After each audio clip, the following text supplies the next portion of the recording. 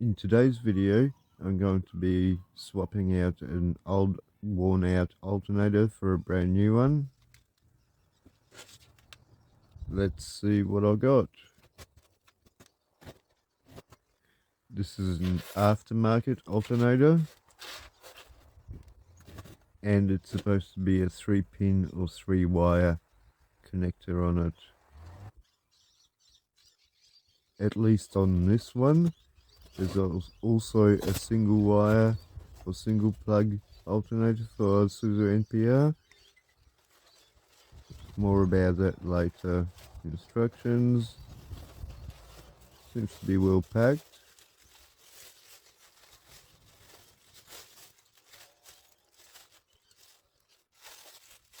And it's a genuine reproduction of a Hitachi alternator. So if you're getting a battery light on and no charge condition in your ISUZU NPR, the first thing you want to look at is at the relays in here on the dashboard. And this is what you'll find in there, a bunch of relays for charging. This one here is on the lower row. This one here, you want to check this relay, make sure it's working, or even swap it with the one that works, that you know that works, and checking if that changes anything. And that's your charging relay there. The second place you want to look at is inside the glove box and look at the fuses. And here we got a fuse called generator, third one from the end. 1, 2, 3. So it's this 15 amp fuse. That's for the alternator. The first one's blank in this case. These are the places you want to look at first. This is the alternator I received. It's a genuine replica of a Hitachi alternator. And in this case, the vacuum pump body is in aluminium as well, instead of cast iron as per original. The pulleys are still in cast iron. Everything else is like the original.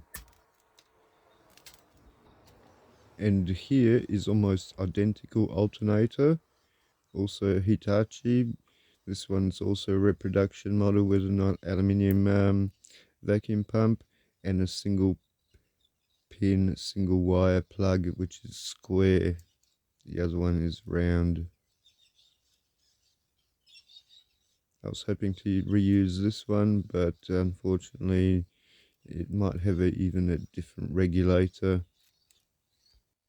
For easy identification, the round plug is a 3-pin plug and the square plug is a single pin plug, and you can identify them like that without taking anything apart.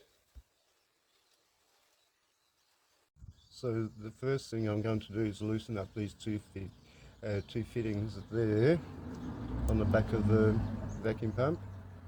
This top one is a 24mm,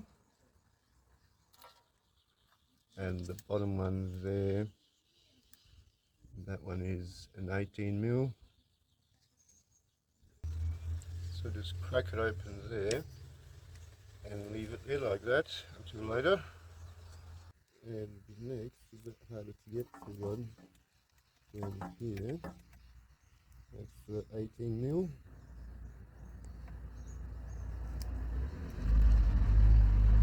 And now that's loose, that swings out of the way, gives you a bit of more room to undo that bottom one. Both loose and leave them like that. So that's both of them loose now. Same with that one down there. It's also loose. And the plug is squeeze it here to remove it. And remove the plug like that. A bit like this.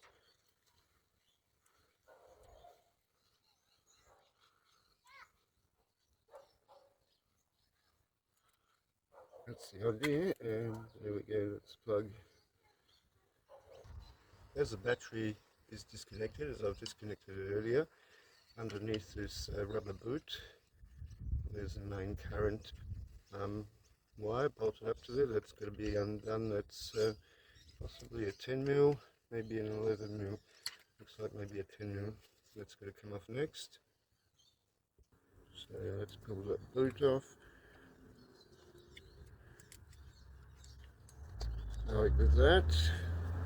Going to get access to that little bolt there. And yes, that's a 10 mil.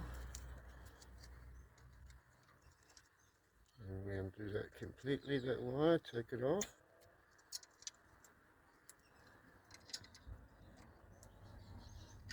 As such.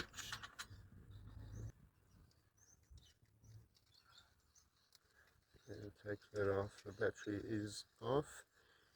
If you did that without disconnecting the battery, you would blow the main fuse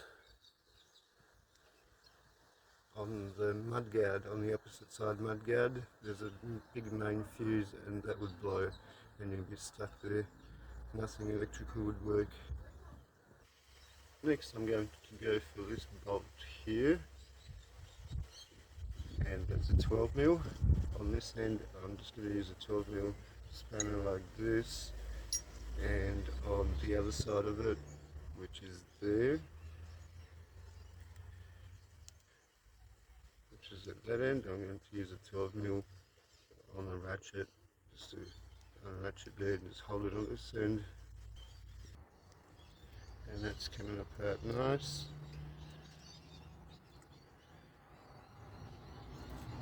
Until now. And as far as that bolt goes, it does look like it has to be screwed out that way. You can pull it apart, so I'm doing that now with a 12 mil and a couple of extensions and a ratchet.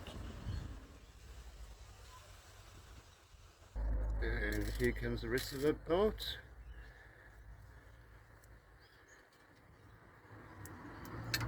Yeah, stay there.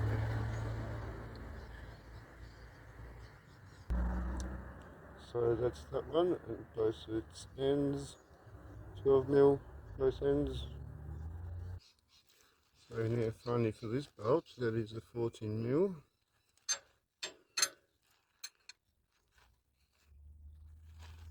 You undo that. There's one more connection. There's a oil drain connection through a rubber pipe there to the side of the block. So yeah, have a look at that as well. And this is the other connection that I was talking about here. There's an oil drain hose there that's attached to the vacuum pump, and it drains the oil back into the sump.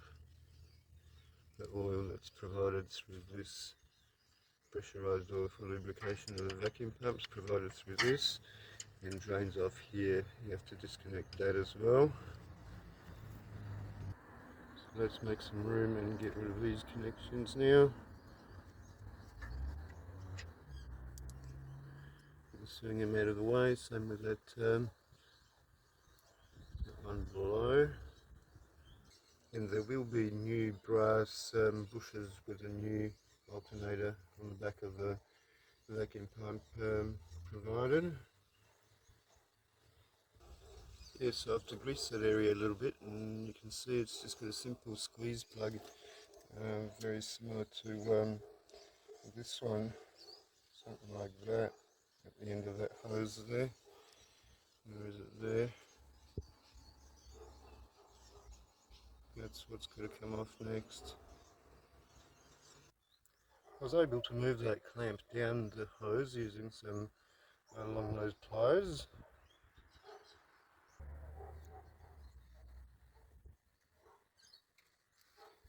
So that hose can pop off now. The fan belts can also come off now. Just swing him off the alternator pulley and just leave him there. If you have to take them off, you'll have to thread them through the fan, one by one blade to get one off. But yeah, that's good enough, just leave it there. So what's still holding the alternator? It's a bottom pivot bolt that finishes there. You can just see the head of that bolt there a little bit lower, but before that comes out, that hose is still in the way there. So hose first, then the pivot bolt, and it comes off. Here we go with that hose. Now that's no fun to take it off, or even less fun to put it back on. I'm just using this for now. Not fun. And a bit of progress. I do seem to have loosened it off a bit, off its pipe there, but yeah, hard work. And it turns out the hose has split from age and has come off. There it is, but it's split. And that's that nipple that it goes onto. So yeah, that hose is gone. So even with the clamp in place, I was able to pull off the block side end of this pipe. And here, as you can see, the top of this pipe's all split, and that's no good anymore. And that circulates the engine oil through the vacuum pump, and then through this hose drains back into the block, into the sump. So this is important, so you don't lose all your sump oil through here. So that's almost out. Before I can remove that bolt down the bottom there and remove it, there's still a small matter of air conditioner compressor belt around the alternator pulley. So to get tension off that pulley, what you have to do is undo this nut here at the front of the pulley on the opposite side of the engine. That's an 18mm spanner, and take it back with this 12mm here, 12mm or 13mm, but anyway, that would take a lot of yeah, this gives you more room, more belt. And now the alternator is ready to come out. So now slide that bolt out towards the back of the alternator, and there's that tab that locks on the alternator itself. Now I can lift the alternator out and out towards the bottom of the vehicle. It's almost there. So this is what has come out, a 3-pin round plug alternator, and I literally let it just drop out of where I was putting it. So it landed on its pulley, and the cast iron pulley cracked, so don't drop your new one out of the engine. But this is it, this is the old one, and these have no exchangeable parts inside them whatsoever. You can't buy a regulator separately, you can't buy anything, brushes or anything separately for these alternators. It's a really tragic situation.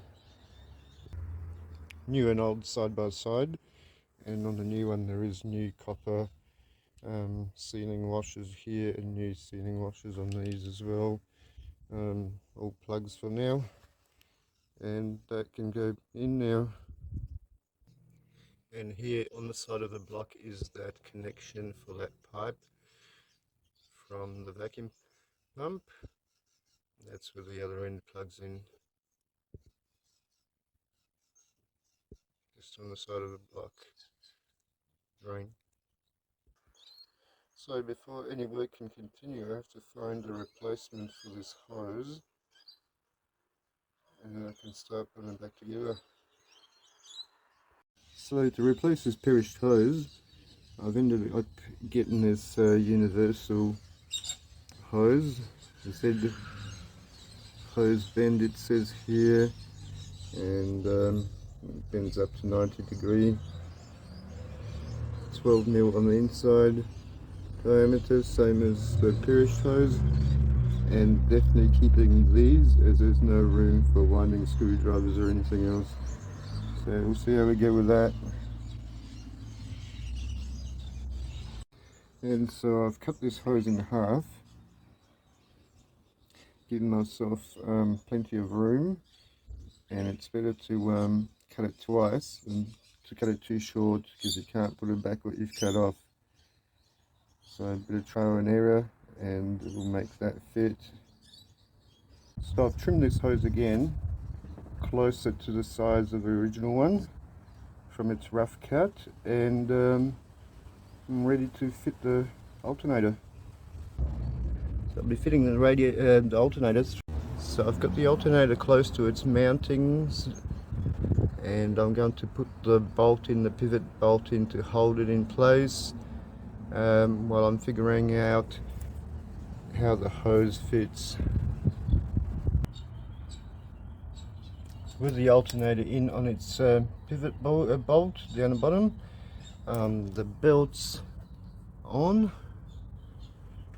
Now I'm going to try that hose, see how that hose fits, see how much further I have to cut it down to make it fit. So the hose is a little bit long, I have to trim it down on the long end here. So I've trimmed it that much more off the end of the hose that I was trying to make fit, and it's just about there. It fits pretty well. So what I have to do, I'll have to put some clamps on it. One small issue with the hose, with the new one, it's a bit thicker than the old one, and these no longer open up wide enough to go around it. The block end wasn't too bad, but I've got that fitted with the clamp, as you can see, but this end's a bit more difficult. Alright, I was able to find a clamp that will work here, and that's it. So with that hose connected now, the vacuum hose connected, oil pressure line and oil drain line connected, and the main output wire connected. It's a matter of plugging that plug in, tensioning up the belts, and testing it out. Now fan belts on and tensioned, all the connectors, electrical, oil and vacuum connected. It's just a matter of tightening up the AC belt on the other side there, just here.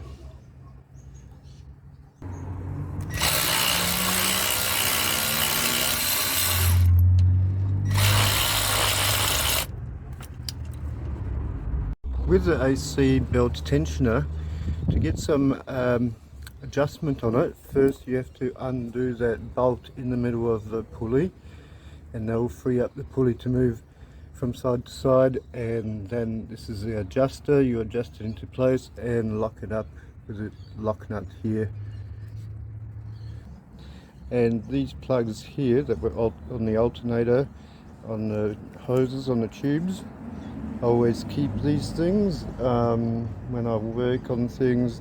They're good for plugging up fuel pipes and so forth, so keep the rubbish out of it.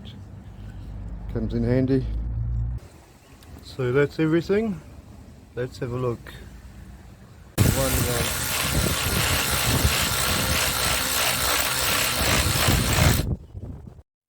I have chickened out, and I bought a genuine hose from ISUZU Genuine Parts. It's not that you can't seal with a custom hose. It depends what you're starting with.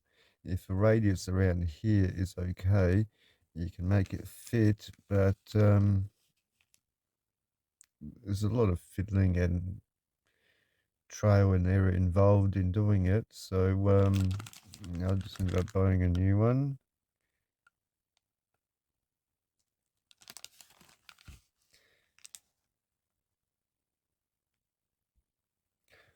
So let's check it out.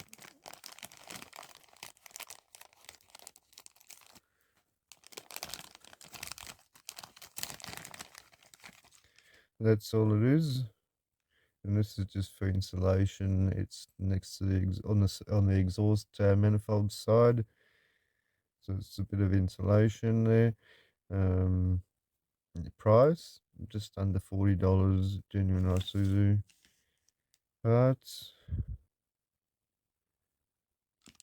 So now I've installed the original equipment hose on there again, and that fits really well, and I was able to do that without undoing any of the brackets or anything with the alternator in position. I was able to install that hose in there, so that's great, and shouldn't have any problems with it. Thanks for watching, and see you in the next or the previous video. So if you're getting a battery light on and no charge condition in your ISUZU NPR, the first thing you want to look at is at the relays in here on the dashboard. And this is what you'll find in there, a bunch of relays for charging. This one here is on the lower row. This one here, you want to check this relay, make sure it's working, or even swap it with the one that works, that you know that works, and checking if that changes anything. And that's your charging relay there. The second place you want to look at is inside the glove box, and look at the fuses. And here we got a fuse called generator, third one from the end. 1, 2, 3. So it's this 15 amp fuse. That's for the alternator. The first one's blank in this case. These are the places you want to look at first.